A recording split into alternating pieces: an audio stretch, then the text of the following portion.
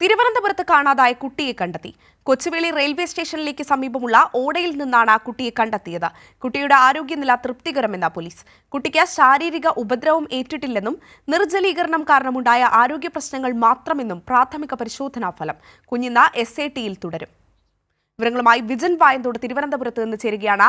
വിജിൻ, മണിക്കൂറുകൾ നീണ്ട തിരച്ചിലിനൊടുവിലാണ് ആശ്വാസ വാർത്ത കേരളത്തെ തേടിയെത്തിയത്. ഇപ്പോൾ കുഞ്ഞിന്റെ ആരോഗ്യനില എപ്രകാരമാണ്? എന്താണ് ആശുപത്രിയിൽ നിന്ന് നൽകാൻ കഴിയുന്ന ഏറ്റവും പുതിയ വിവരങ്ങൾ? അഞ്ജന, ഇന്ന് പുലർച്ചെയോടെയാണ് കുട്ടിയെ കാണാതാവുന്നത്. 2 മണിയോടുകൂടി കുട്ടിയുടെ മാതാപിതാക്കൾ ചാക്ക പോലീസിൽ പരാതി നൽകി. തുടർന്ന് വ്യാപകമായ തിരച്ചിലും പരിശോധനയുമാണ് പോലീസ് നടത്തിയത്. പഴുതടച്ച നിലയിൽ തന്നെയായിരുന്നു അന്വേഷണം നടന്നുകൊണ്ടിരുന്നത്. മറ്റ് ജില്ലകളിലേക്കോ അതുപോലെ തന്നെ സംസ്ഥാനം വിട്ടോ ഈ കുട്ടിയെ തട്ടിക്കൊണ്ടുപോയി എന്ന അനുമാനത്തിൽ നിന്ന് അത്തരത്തിൽ മറ്റ് സ്ഥലങ്ങളിലേക്ക് കടക്കുന്നത് പൂർണ്ണമായും തടഞ്ഞുകൊണ്ടുള്ള അന്വേഷണമായിരുന്നു നടന്നത്. ഒപ്പം തന്നെ ഈ ടവർ ലൊക്കേഷൻ പരിശോധിച്ചും അത്തരത്തിലുള്ള സംവിധാനങ്ങൾ ഒക്കെ ഉപയോഗിച്ചുള്ള പരിശോധന നടത്തി. ഇങ്ങനെ മണിക്കൂറുകൾ നീണ്ട അനിശ്ചിതത്വത്തിന് ഒടുവിൽ രാവിലെ ചില അഭ്യൂഹങ്ങൾ തട്ടിക്കൊണ്ടുപോയവരെ സംബന്ധിച്ചൊക്കെ ഉണ്ടായിരുന്നു.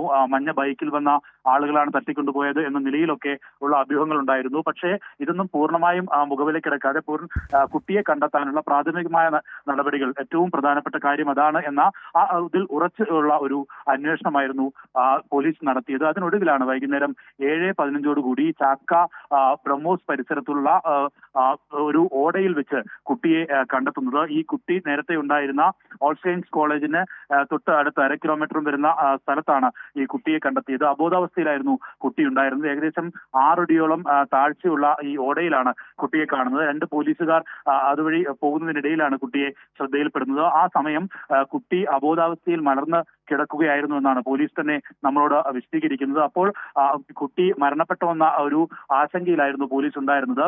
മൊബൈൽ ടോർച്ച് അടിച്ചപ്പോൾ കുട്ടി കണ്ണു ചിമ്മിയതായി പോലീസുകാർക്ക് വ്യക്തമായി. തുടർന്നാണ് ഈ ഓടയിലേക്ക് ഇറങ്ങി പോലീസുകാർ കുട്ടിയും എടുത്ത് പെട്ടെന്ന് തന്നെ തിരുവനന്തപുരം ജനറൽ ആശുപത്രിയിലേക്ക് എത്തുന്നത്. ഒപ്പം തന്നെ ഈ ചാക്ക പോലീസ് സ്റ്റേഷനിൽ ഉണ്ടായിരുന്ന മാതാപിതാക്കളെ കൂടി ആശുപത്രിയിലേക്ക് എത്തിച്ചു.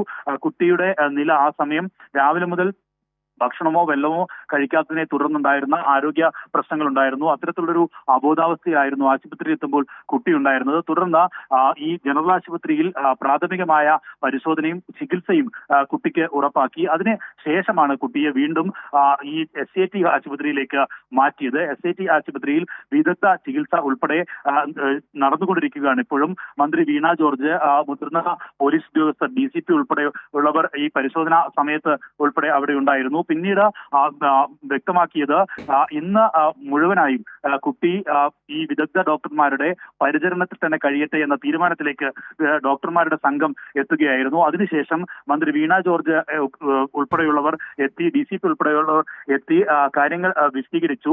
ഈ ഡോക്ടർമാരുമായി സംസാരിക്കുകയും ചെയ്തു. അതിനുശേഷമാണ് മന്ത്രി വീണ ജോർജ് വ്യക്തമാക്കിയത് കുട്ടി ഇന്ന് എന്തായാലും ഈ വിദഗ്ധ ഡോക്ടറുടെ ചികിത്സയിൽ തുടരും. ഒപ്പം തന്നെ കുട്ടിക്ക് വിദഗ്ധ ചികിത്സ ഉറപ്പുവരുത്താനുള്ള എല്ലാ നടപടികൾ സ്വീകരിക്കാനുള്ള നിർദ്ദേശവും ആരോഗ്യമന്ത്രി നൽകുകയും ചെയ്തു. അന്വേഷണം ഇപ്പോഴും തുടർന്നുകൊണ്ടിരിക്കുകയാണ്. ഏത് രീതിയിൽ ആണ് ഈ കുട്ടി ഈ ചാക്ക ബ്രഹ്മോസ് പരിസരത്തെ ഓടയിൽ എത്തിയത് എന്ന കാര്യത്തിലാണ് ഇപ്പോഴും അന്വേഷണം തുടരുന്നത്. ആ അന്വേഷണം തുടരും എന്നാണ് ഉന്നത പോലീസ് ഉദ്യോഗസ്ഥർ തന്നെ വ്യക്തമാക്കുകയും ചെയ്തിട്ടുള്ളത്. കുട്ടി ഒറ്റയ്ക്ക് നടന്നു പോകാനുള്ള സാഹചര്യം നിലവിലില്ല എന്നത് തന്നെയാണ് മനസ്സിലാക്കാൻ കഴിയുന്നത്. ആ രീതിയിൽ തന്നെയാണ് പോലീസ് കാര്യങ്ങൾ വ്യക്തമാക്കുകയും ചെയ്യുന്നത്. ആരോ കുട്ടിയെ അവിടെ എത്തിച്ചിട്ടുള്ളതാകാം എന്ന നിഗമനത്തിലുള്ള അന്വേഷണമാണ് പോലീസ് നടക്കുന്നത്. പോലീസ് ഇപ്പോൾ പൂർണ്ണമായ വിവരങ്ങൾ ഒന്നും പുറത്തു വിടുന്നില്ലെങ്കിലും അന്വേഷണം തുടരും എന്ന് ഉന്നത പോലീസ് ഉദ്യോഗസ്ഥർ തന്നെ വ്യക്തമാക്കുന്നു. ആരോ എന്തായാലും കുട്ടിയെ തട്ടിക്കൊണ്ടുപോവുകയും ആ പരിസരത്ത് ഉപേക്ഷിക്കുകയും ചെയ്തതാകാം എന്ന കൃത്യമായ ഒരു ധാരണ ഇപ്പോഴും പോലീസിനുണ്ട്. അതിൽ ആണ് അന്വേഷണം നടക്കുന്നത്. പോലീസ് ഏകദേശം ആ പരിസരങ്ങളിലെയും മറ്റ് പ്രദേശങ്ങളിലെയും എല്ലാം CCTV ഫുട്ടേജുകൾ ഒക്കെ ശേഖരിക്കുകയും അത് പരിശോധിക്കുകയും ചെയ്തിട്ടുണ്ട്. കൂടുതൽ ഫോൺ കോളുകൾ, അതുമായി ബന്ധപ്പെട്ട ലൊക്കേഷൻ ഉൾപ്പെടെ ട്രേസ് ചെയ്തുകൊണ്ടുള്ള അന്വേഷണത്തിലേക്കായിരിക്കും കടക്കുക. ഈ പരിസരം എന്ന് പറയുന്നത് കാട് പിടിച്ച പ്രദേശമാണ്. ബീഹാർ സ്വദേശികളായ ഈ മാതാപിതാക്കൾ വർഷത്തിൽ 2 മാസമാണ് ഈ തേൻ ശേഖരിക്കുന്നതിനായി കേരളത്തിൽ എത്തുന്നത്.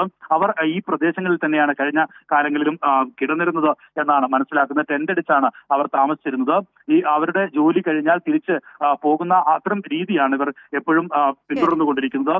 അതുകൊണ്ട് തന്നെ ഈ പരിസരത്തെ ജനങ്ങളുമായും അയൽവാസികളുമായും എല്ലാം ഇവർക്ക് ബന്ധമുണ്ടായിരുന്നു എന്ന കാര്യവും പോലീസ് കണ്ടെത്തിയിട്ടുണ്ട്. ഓട്ടോ ഡ്രൈവർമാർ ഉൾപ്പെടെയുള്ളവരുടെ അത്തരം അവരുമായി അടുപ്പമുള്ള ആളുകളുടെ വിശദമായ മൊഴി ഉൾപ്പെടെ രേഖപ്പെടുത്തിയെന്നാണ് മനസ്സിലാക്കുന്നത്. ഇനി വീണ്ടും അന്വേഷണം ശക്തമായ നിലയിൽ ഈ കുട്ടിയെ തട്ടിക്കൊണ്ടു പോയ ആളുകളെ കണ്ടെത്താനുള്ള അന്വേഷണം ശക്തമായ നിലയിൽ തുടരുമെന്ന് വ്യക്തമാക്കുന്നു. എന്തായാലും കുട്ടിയുടെ ആരോഗ്യസ്ഥിതിയിൽ ഇപ്പോൾ മറ്റ് പ്രശ്നങ്ങളൊന്നുമില്ല. കുട്ടിക്ക് ആദ്യഘട്ടത്തിൽ മണിക്കൂറുകൾ ഭക്ഷണമോ വെള്ളമോ ചെല്ലാതിരുന്നതുകൊണ്ട് എംപ്റ്റി സ്റ്റൊമക്ക് ആയിരുന്നു എന്നാണ് ഡോക്ടർമാർ വിശദീകരിക്കുന്നത്. അതിനുശേഷം വെള്ളവും ഭക്ഷണവും കഴിച്ചപ്പോൾ പെട്ടെന്നുണ്ടായ ഒരു അസ്വാസ്ഥത്തിൽ നിന്നുകൊണ്ടാണ് ഇത്തരത്തിലൊരു ശരി, വിജിൻ പായന്തോടാണ് വിവരങ്ങൾ നൽകിക്കൊണ്ടിരിക്കുന്നത്. എന്തായാലും വളരെ ആശ്വാസത്തോടു കൂടി തന്നെയാണ് കേരളം ഈ വാർത്ത കേൾക്കുന്നത്.